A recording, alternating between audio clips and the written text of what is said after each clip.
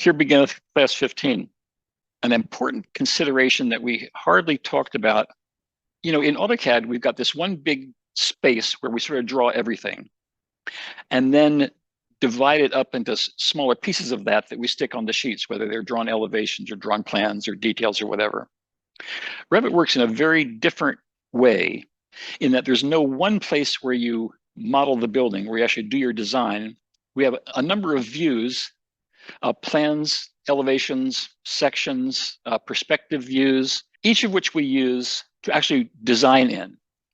For instance, you might lay out your kitchen floor cabinets in a floor plan view, but then go into an elevation view to place the wall cabinets where you can see what they look like instead of sort of doing math in your head and guessing how high they are.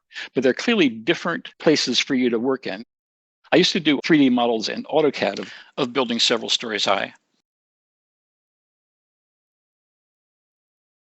And it was very difficult to just see a second floor plan or just see the elevation of something. There's always stuff in the way before you got to the thing you're going to, or the second floor was in the way of the first floor.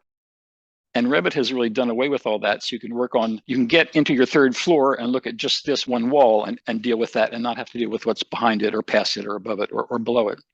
So getting back to this idea of how this whole program works is where we work, where we see things and design them and interact with them are in these series of views. And we'll be looking at those in this kitchen design. And some of these views, not necessarily all of them, will be the ones that we drag onto the title blocks used to communicate the project either to the owner or the contractor or whoever like that. So where we work, the spaces we work in are the spaces that we communicate and present the project with. So we're really right here today. We'll be dealing just with the graphic views, plans and perspective views and elevations and stuff. Today, we won't be dealing with schedules, which are the text way of looking at the project. Detailed lists of doors or casework or whatever with sizes and materials noted. We'll address those at some point, but right now we're just talking about the graphic views. I'll get rid of this. And I should say Revit not only keeps track of things in the 3 dimensions of space, but also in terms of time. We can assign objects to phases. So something right now, this is the existing first floor plan. I don't see my new construction here. I don't see what's going to be coming into this project. I don't even see what's being demolished. I'm just seeing what's here now. If I go into a demo plan, we're going to see these walls, which are the ones that are coming out.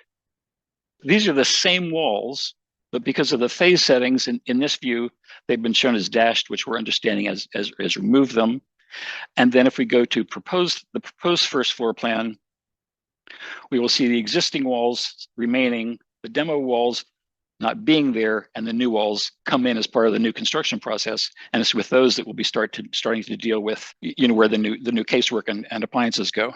The situation in this house was, and it's at some point they removed the exterior walls here and turned this into a little 3.5 foot wide porch, completely creaming their kitchen. And what can you do with the porch that's this wide and 20 feet long? All you can do is walk on it. There's a big deck back here with the door there. We just have no idea what the deal was. And it made this, this is actually 2 rooms and there's a closet, a pantry here, and this is the kitchen. So the idea was to clear out all that and start from scratch with an uncompromised plan. I don't want to deal with the phasing very much, just to let you know that using views, we can sort of set them at a different point in the timeline of the development of this whole process. The project browser is the tool that gets you to the views where you will be designing the project. This is like the steering wheel of the car. You just can't do anything in the program without having these available to you. To turn on the project browser, use View, Windows, User Interface, all the way over on the right of the ribbon. The way it's organized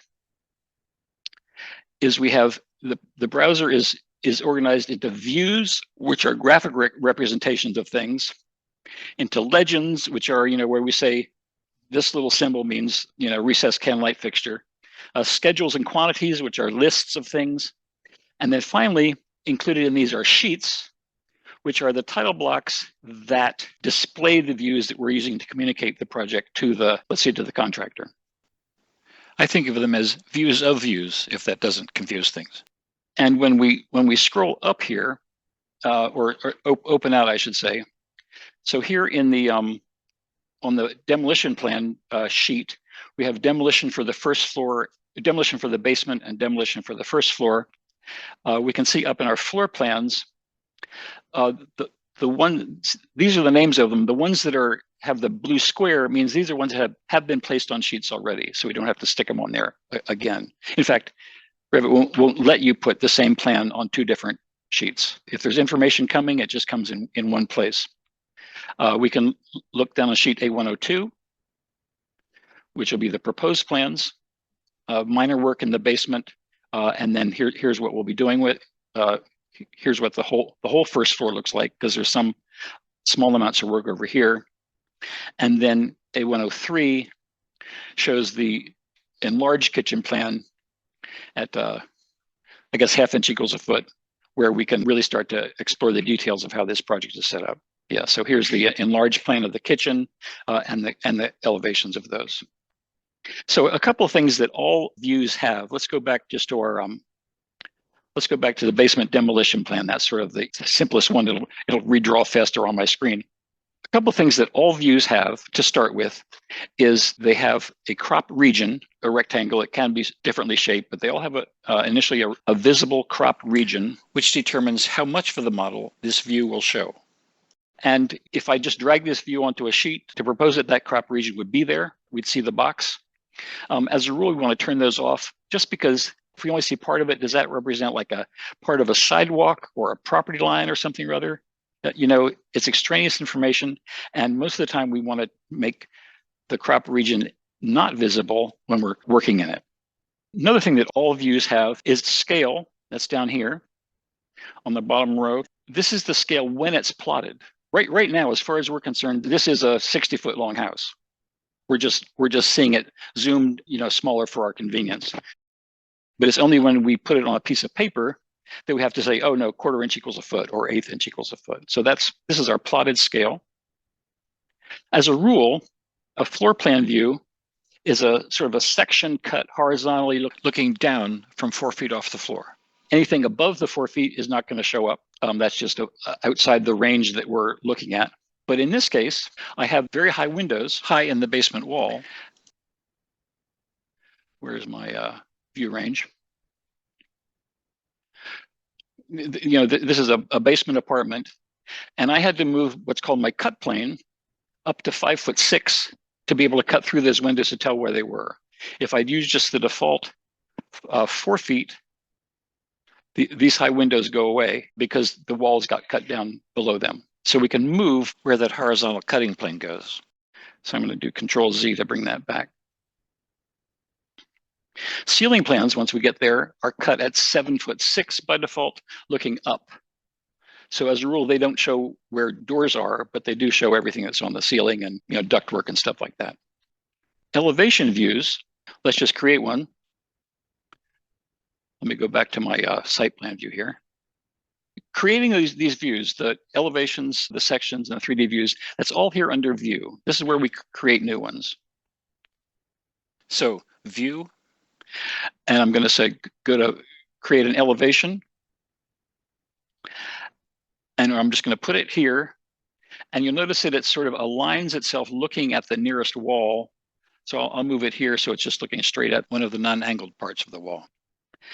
When you create an exterior elevation by placing the elevation marker on the outside of the building, Revit sort of looks at the geometry and goes to the edges of it and goes past it a bit to determine what we're going to see in that elevation view. And then this is the depth of it. We'll get to that later. So now if I double click on this, it'll take us to that view of the house, just like aiming a camera at a dollhouse. And notice here where I placed mine, the depth of this view did not extend all the way to the middle of the building, basically to the ridge of the roof. So when I go there, I don't see that. There's a cutting plane right there. As far as I'm looking is like halfway up that roof. If I go back to the site plan, I can select that view and say, no, take it all the way past. And then we go back to our elevation and we can see the roof that's there. We've seen past the ridge. When we're working with inside the house, let's see, I'll just get back into my floor plan proposed first floor plan. I've already got some views in here, but to do an interior elevation, let's say of this dining room window, I'll go to elevation, and I've got the same little elevation symbol that will look at whatever wall I'm aiming it at. But the difference here between if it's between walls, if it's inside, Revit realizes I'm there and I'm just looking from the finished face of the wall to the other finished face of the wall to whatever I see in front. It doesn't go out past. It's just like, okay, interior elevation is just that one room. That's what I'm looking for. And then we'll double click on that. And it takes me to this view of the end of the room with the bay window. Go back to our floor plan. I'm just going to stay with my proposed first floor plan as the one I'm working on, plus some elevations. A section is typically cut all the way through a building, or at least from one floor to the next, so we see the whole thing. In a plan view, I'm going to create a section view, and AutoCAD has this too. When you just hover over something for a little while, it realizes, oh, maybe he doesn't know what he's doing, so it gives me a little clue of what I'm going to be accomplishing. So I create a section view, and I'm going to cut from right through this way. I'll cut through this window. I'm going to actually go through the kitchen window, so I'll just start right here and come out to there. And you want to make sure that these are orthogonal. You get that little blue line, light blue line showing up when it's there. This is not just an indicator that there is a section there, but this is actually the tool to get there. So you double click up there, and it takes you to that section. And this is especially helpful if you have mezzanine levels or spaces that look down from one into the next. You can see how those interrelate vertically, doing what plan does horizontally. We lost some time. I'm going to skip over a little bit until we're talking about placing these views on a title block. And because sometimes there might not actually be a title block on the sheet of paper, Revit's just calling these sheets. They happen to have title blocks on them, but they don't have to. I'm going to make a new sheet. If you right click on sheets all, and we'll just say new sheet, it's going to be added down here at the bottom. New sheet. And we'll be using my my title block. Okay, that's fine. And I know what you just went through to get your elevations and things named and numbered and page number and the callouts and everything in AutoCAD.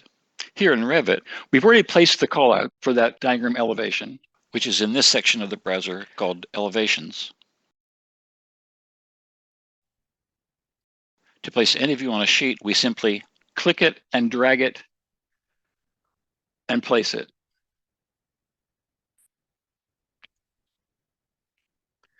Click it, drag it, place it.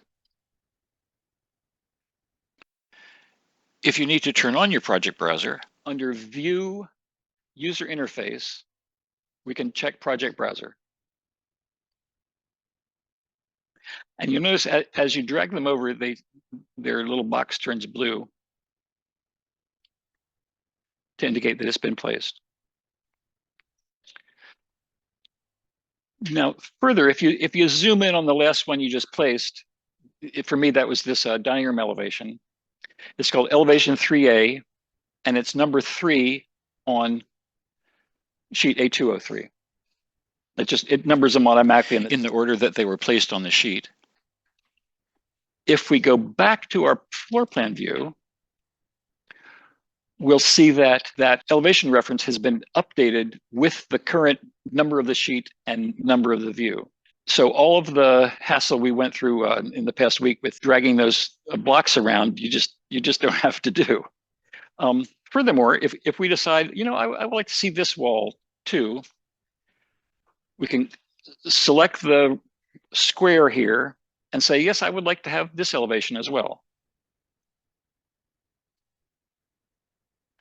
And we click on that. This is sort of a weird room. I'll bring this all the way down to here. So we'll see this wall, this window in perspective, and this wall in elevation.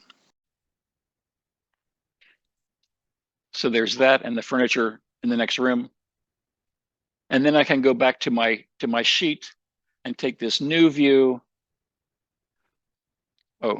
whichever it is, 1B, I guess. Yes, the one that doesn't have a blue square. And drag it in. Some of you are very good about aligning your elevations, so straight across, some less so. With these, if you move them, you get a blue line showing when they're lined up, when their floors are the same. As you can see, the process of creating views is very simple. The process of putting them on sheets is very simple, and all the numbers update. For instance, if this one right here, I just decided I want it to be number 15, I can just double click here in the 4, on the 4, in properties, change the detail number to 15. It updates here. And then we go back to our proposed first floor plan, and it's been changed here as well. So those all are kept automatically in sync together. Revit handles all the bookkeeping. We have 2 places to control the graphic presentation of a view. We can either do it once we're in the view in the properties palette, setting its scale, this kind of stuff, or several of them we can do it down here across the bottom, and I'll work just with here for the time being. Ones I would like to address are scale. Scale is always a drop down. If we change the scale to, say, from 1/4 inch equals a foot to 1/8 of an inch equals a foot, the geometry won't change size on screen, but all the annotation, room names and dimensions and such will get twice as big relative to the geometry, so that they stay the same size when the plan is printed smaller. So I'll change the scale of this view to 1/8 of an inch equals a foot.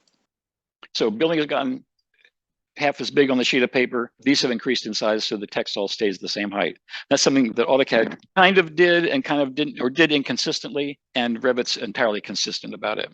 So as you can see with this, if I was really going to be presenting this plan at 1/8 of an inch equals a foot, I really want to know that ahead of time so that I can make sure that all these annotation objects didn't bump into each other. So it's a good idea to be thinking of the eventual presentation in mind for each view, even as you're starting to do this kind of work, so you don't end up having to move lots of stuff around later on when your scale changes. I'm going to change this back to 1/4 inch equals a foot, which is where these guys stay a more manageable size. So we got the scale. And then we also have the detail level, which I think we looked at last time. I'm sort of working my way across this little, well, it's here and it's here. I'll stay up here. Detail level, we have 3 levels. Coarse, which shows just the outlines of walls. You can see the walls here will be changing from coarse. And when I go to medium, we'll start picking up the actual gypboard layers inside there. And there's actually even some little texture indicating that material. And some pieces of furniture come with like 3 levels of detail, where coarse is just sort of a big square lump. Medium is sort of the odd shape of it, and then fine is really everything with all the details and ornaments. And the reason for that is, especially on a big model, it takes time to draw stuff in a highly detailed fashion. So if you're just trying to get through the building quickly, you can set it to coarse or medium, and your screen will be faster just because there's not as many lines to have to put up on the screen. We can kind of sort of skip these guys. I want to get to visibility and graphic overrides. And this kind of corresponds to turning layers on and off or changing the colors of layers in AutoCAD. It's how each of these categories is treated in this particular view.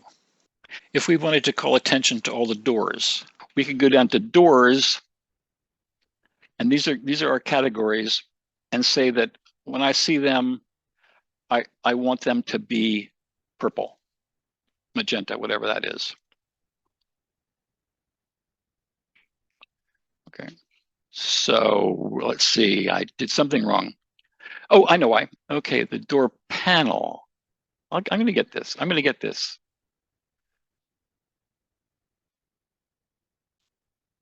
Okay, there we go. Multiple parts to doors.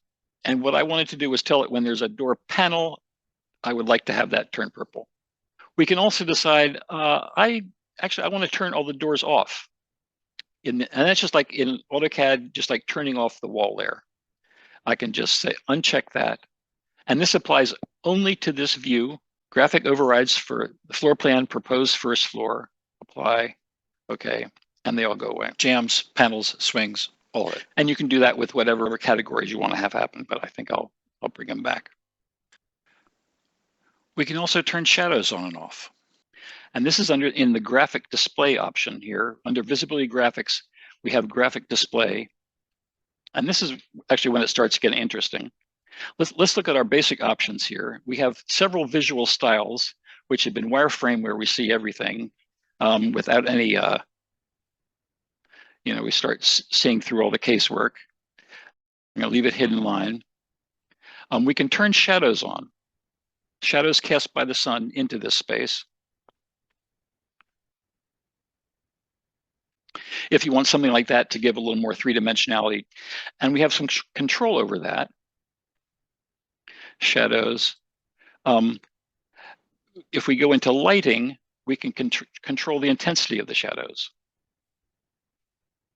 I'll make it very light, just to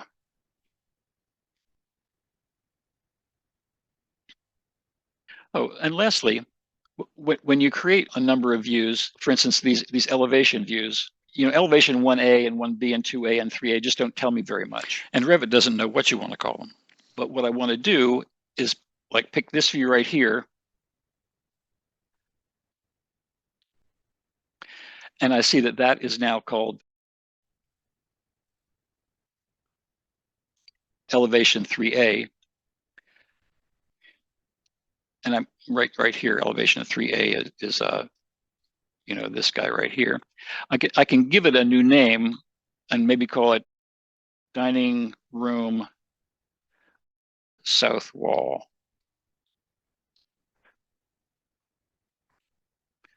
Apply. And it's renamed here in the project browser. So when I go back to sheet A203, go to the 203 over here.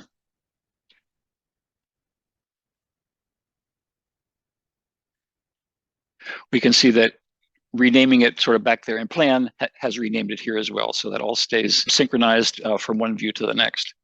And it used to be that big architectural and engineering firms would have people called checkers, and their whole, right here, their whole job, and I mentioned this in reference to the 21C project, was making sure that whenever something was called out on one sheet, that the detail that it called out was on the sheet and was the thing that we were supposed to be looking at. Because you just from having done it in AutoCAD, you could see how those could get transposed, or you change a number on one sheet and forget to change it on another. Revit keeps all that completely synchronized. Some people end up having properties turned off, which I can't imagine, but they do it just to save space on the screen, just real estate. So most of these, all the ones are available here along the bottom as well, along with a couple of other options on what's called the view control bar. For instance, we can change the detail level back to coarse here. We can turn shadows on and off with this button, quickly visualizing them. We can do the crop views. And here are two very useful tools I want you to pay real attention to. Something we can do on a per view basis that we can't really do with AutoCAD very well is to hide a single element. So if I wanted to turn off one door, this front door, for instance, I could select it, right click, and say hide in view element. And the rest of them stay on. I've just hidden that one thing.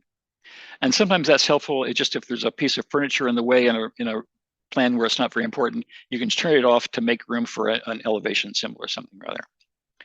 If I want to turn off all the doors, I can select one, right click, hide in view category, and we get all the doors, the sliding doors, the swing doors, the interior doors, the exterior doors, all of those turn off.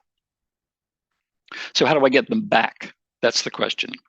And where you get them back is this little light bulb here, a little blue light bulb. Turn the lights back on, reveal the hidden elements. And that brings us to this view with a red border. And in that same color are shown the things that are hidden in the view that we just came from. One program I use called this no-show. It's where the things are that you've hidden. If you're playing hide and seek, it's where the people are you have to find. And in that case, we can go select something, right click, unhide in view category. And then hitting what you see, there's this red outline here and then this red outline here, meaning that's, you know, all these ones with a colored outline is like a temporary view of things to sort of get back to where you're going. Click this again, and we're back in the view. And this guy didn't turn on because it was explicitly turned off by element. I'll have to go back in and get it, select, right click, unhide and view element. So that overrides the category as a whole being turned back on. So a lot of combined effects are possible here in terms of colors, in terms of shadows, in terms of what's visible and what's not visible, and the visual style of the whole thing. But sometimes you don't really want to make a permanent change to a view. You just want to turn things off for a little while. And that's what the glasses do, which is just to temporarily hide something. Let's say I want to temporarily hide this door. I'll select it, pick the temporary hide isolate button saying hide element. And I can go on work and do stuff, but there's this reminder that with the blue outline here and the glasses down here, that things have been hidden just for a little while, just so you can get something else done. And then you really need to click this again to reset them to come back to the normal view of things to keep working. And it works the other way. If I want to just, let's say, explore this, I want to see just that cooktop right there and not everything else around it. And this is helpful too in 3D views. I can use the temporary hide or isolate icon with the glasses here to isolate something and see only that thing. So everything else is turned off while I work on that or explore it or whatever I happen to do. And then clicking here, reset, temporary hide, isolate, everything else comes back. And then if you want to just experiment with how a view looks, whole different mode, you can do the same temporary thing for the whole view. Let's say I go to temporary view categories, and I get this border saying, okay, whatever you do is explore it, but when we turn that back off, you'll be back where you were before. So let's say I want to turn shadows, turn shadows off just to see what that was like. No, I didn't want that. I'll go back here and restore where I was and come back to how the thing was displayed. We're talking about the 3D views because they're really the most fun. Let's just create our own new 3D view just to instead of working with these. And that's just under, we can just click a new one here, 3D view with the little house. And we'll get sort of an exterior axo view of the whole project. You know, in a 2D view, the mouse just pans you back and forth. We have really the exact same way of rotating things in 3D here as we did in AutoCAD, even though we didn't do very much, which is, in a 3D view, you've got the view cube that always gets you back to, you know, this easy sort of southwest or southeast corner view. We can move around with the view cube to see the model from different directions.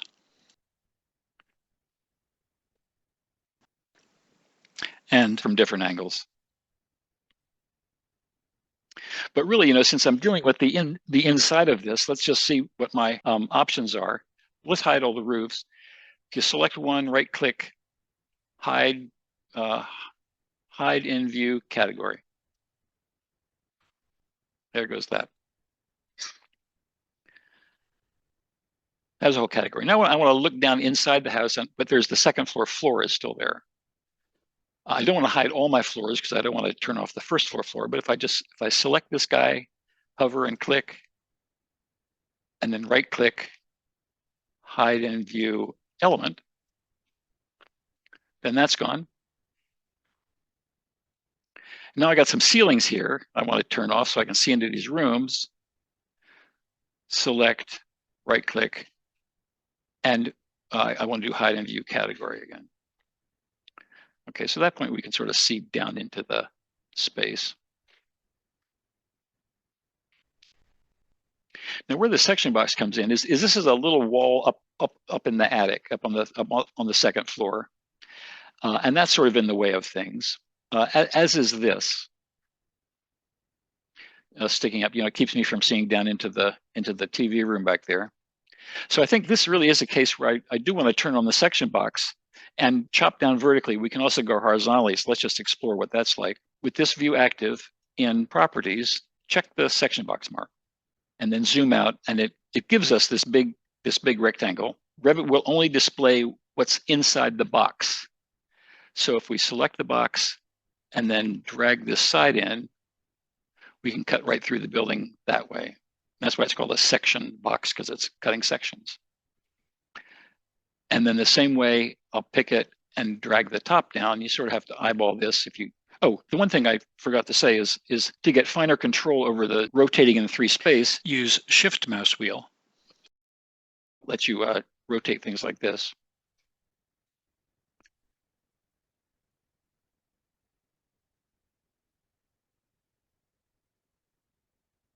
And I'm just going to keep dragging that down inch by inch until it shows me what I want. And it's sort of a pain to have this big thing floating around, so we can hide it as well in this view. Select it, right click, hide in view element. And now it's still active. It's still, slice those walls off, but we don't have to worry about selecting it or messing with it. So now we can sort of explore the inside of our house, to our heart's content. And in a multi-story building, we could have a view set up the same way to show each floor. There are a couple of ways to create perspective views. If we go back to our proposed first floor plan, which you can do either over here by double clicking or just by clicking on this tab up at the top. I'm going to turn off my shadows. If I want to create a perspective view of the living room, and we did this before, I can go into 3D view, camera, position my camera, and look in that direction. And then to some extent, you can play with these without getting it to be too extreme perspectives. And that's how we created these other 3D views here. These last ones, these last 4 are of the new kitchen.